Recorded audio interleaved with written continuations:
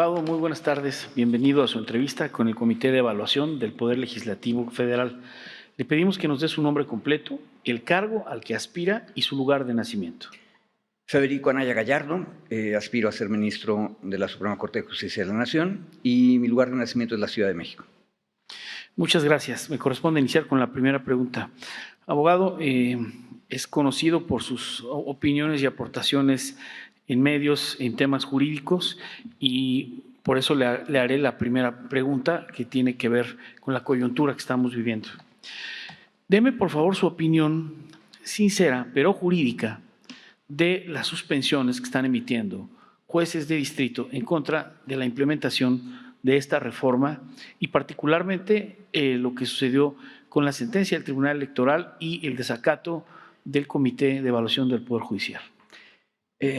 Bueno, yo diría, una primera opinión es la complejidad del debate demuestra por qué la carrera jurídica se ha ganado mala fama.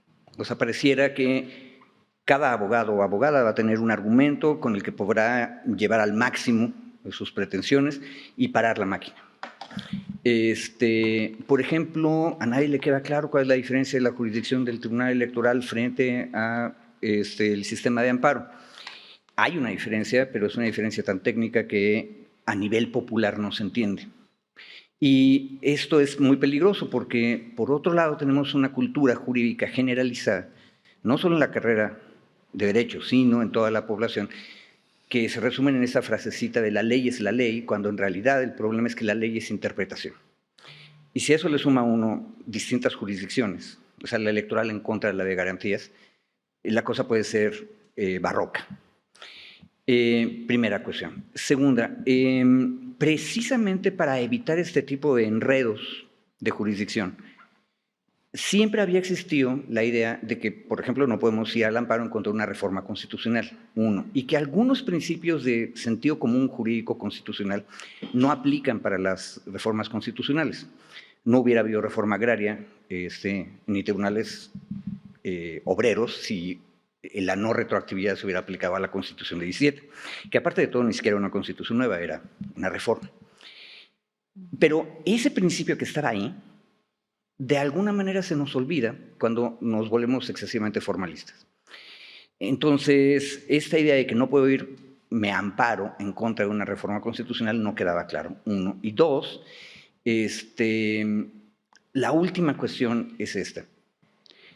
Se supone que los tribunales constitucionales deberían procurar ser lo más imparciales posible.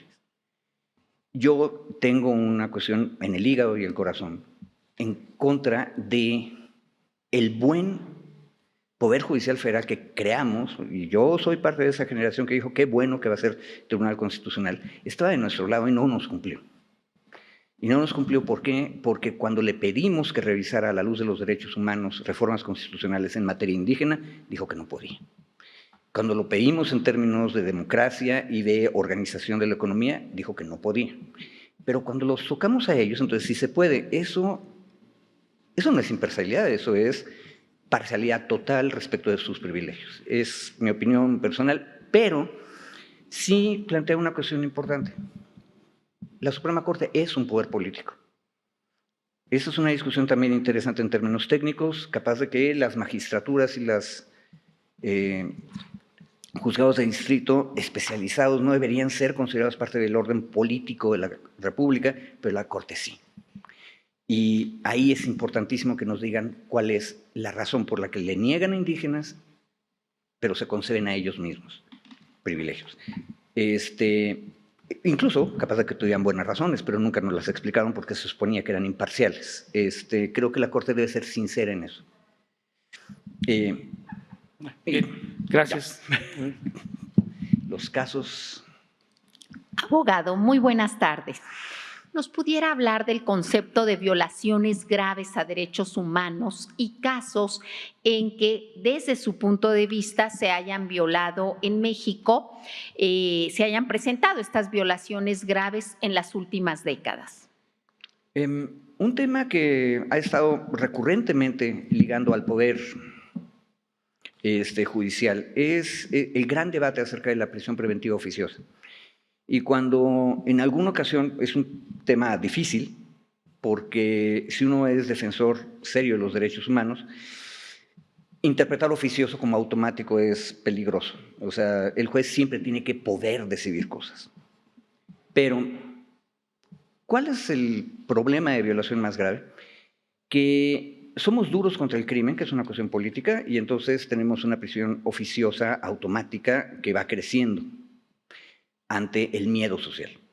Pero pasa el tiempo y resulta que la misma sociedad que está de acuerdo con esto, en principio, está espantada porque pasan 17 años y tenemos presos y presas que no tienen sentencia. Bueno, es exactamente el mismo problema, nada más que es la consecuencia. Y yo creo que esa es la violación más grave. La violación más grave en el sentido de no darle una justicia pronta y expedita en cualquier sentido. Y ahí una de las cosas que me preocupa es dónde podríamos encontrar la solución para cortar ese nudo gordiano. Una cosa interesante, hay que decirlo, es que en los últimos 10 años la Corte recuperó una tradición virreinal, que es ir a visitar las prisiones. No es su obligación, ni tienen por qué hacerlo, pero es bueno hacerlo para darse cuenta que hay gente que lleva 17 años sin sentencia. Y la pregunta es, ¿en nombre de los derechos humanos no deberíamos interrumpir lo que haya ocurrido ya? Porque solo por formalismos es que la gente sigue sufriendo. Y eso es una cosa que ayudaría muchísimo para restaurar la confianza del pueblo en un poder judicial que ve caso por caso y toma decisiones en equidad. Y no creo que sea equitativo que pasen más de 2 años o 5 años sin sentencia, cualquier persona. Gracias por su respuesta. Bien, ¿alguien quiere hacer otra pregunta? Sí, en razón de los temas que se han también vertido dentro de esta nueva reforma, tenemos un nuevo Tribunal de Disciplina Judicial y en razón de los trabajos que estaría haciendo la Corte para evitar el control, o más bien para hacer un control de la corrupción, del nepotismo, ¿qué propone? ¿Qué estaríamos haciendo ahí? Hay una vieja frase del constitucionalismo americano que dice: la libertad requiere vigilancia perpetua. Y muchas cosas se van perdiendo por no poner atención a lo que estaba ocurriendo. Realmente yo no estaba enterado de los niveles de real impunidad que el Consejo de la Judicatura había permitido. Cuando sus propias cifras nos dicen pocas veces se investiga y cuando se investiga pocas veces se castiga, y de lo que se castiga solo una minoría diminuta tiene un castigo fuerte.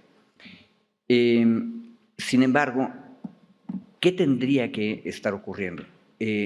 Tendrían que ser procedimientos que estén a la vista del público. Y ahí hay un reto impresionante porque al mismo tiempo sería la garantía de que no tengamos al tribunal convertido en un director ético, ideológico o moral indebido sobre las personas que ejercen la función de juzgar. Tienen que ser independientes, pero tienen que ser eficientes. Habría que darle entrada a todas las denuncias y hacer los procedimientos lo más públicos posibles, con una traducción casi simultánea del juridiquiñol y de la técnica jurídica respecto de qué es lo que ocurre en la realidad, o sea, cuál era el problema, de qué se quejó la persona, y en público y otras personas que se discutan esos asuntos. Ojo, eso no significa que fiscalías hagan mal su trabajo y por lo tanto los jueces no tienen otra cosa que hacer, pero también ahí hay otro detalle. Los jueces deberían también mejor proveer en muchísimas cosas, pero también tienen que hacerlo en público y decirnos cómo lo hicieron. Publicidad, o sea, recibir la mayor cantidad de denuncias, hacer investigaciones que sean públicas y que vayan educando a la gente. Sería la única manera de asegurarnos que no haya un director ideológico o un control político y que la gente se sienta satisfecha, incluso para entender por qué se tomó una decisión que no gustó socialmente hablando. Gracias. Abogado, le queda escasamente 2 minutos para exponernos, que ya lo está haciendo ahorita en su última pregunta, sus propuestas para mejorar el sistema de justicia mexicano. Adelante, tiene 2 minutos. Es una cosa extraña. Nuestros primos angloamericanos son constitucionalmente nuestros parientes más cercanos. Este proceso es una muy buena imitación del primo cercano, un poquito más radical, porque es a nivel nacional. Es una buena idea. Pero hay otra cosa que creo que debemos imitar, que es la rapidez. Estaba a punto de mencionar otro ejemplo, que es cómo puede la legislatura y el pueblo tamaulipecos esperar 1 año y 9 meses para que la Corte le diga si su gobernador tiene que ir a presentarse ante un juez penal, que ni siquiera era una cosa grave. O sea, hubiera perfectamente podido ir el gobernador, presentarse a hacer su defensa y seguir siendo gobernador, porque no era un delito grave federal. Y la decisión aparte fue una decisión muy tardía, nadie se dio cuenta que llegó, y lo peor de todo, en mi opinión, fue en contra del espíritu constitucional de 57. Rapidez. Hay que imitar al sistema norteamericano de cosas que son realmente graves constitucionalmente, resolverlas en no más de 2 meses. Hay que detener la injusticia pronto y bien. Ojo, si hiciéramos esto en casos muy claros, fuertes a nivel de la Suprema Corte, probablemente tendríamos un efecto de cascada hacia otras cuestiones. Pensando en algunas preguntas técnicas acerca del juicio de amparo, de pronto discutimos mucho la suspensión y sus reglas o la apariencia de buen derecho, que son muy buenos temas, cosas importantes, pero se volvieron más importantes porque eran tardías las cosas. O sea, si un amparo dura, si bien nos va, 1 año y medio, 2 años, entonces estamos discutiendo el cuadernillo incidental y no el principal. La pregunta es, ¿cómo resolvemos el principal? Debería ser más importante la apelación, el amparo en revisión, que discutir las condiciones de la suspensión. Lo cual nos regresa a la primera pregunta. O sea, nadie termina de entender si les dieron o no les dieron el amparo. Perdón que lo interrumpa, se ha concluido su tiempo. Le agradecemos sus respuestas, su presencia, lo felicitamos por llegar a esta etapa. Le pedimos que esté atento a las subsecuentes comunicaciones de este comité y nuevamente muchas gracias, abogado. Correcto.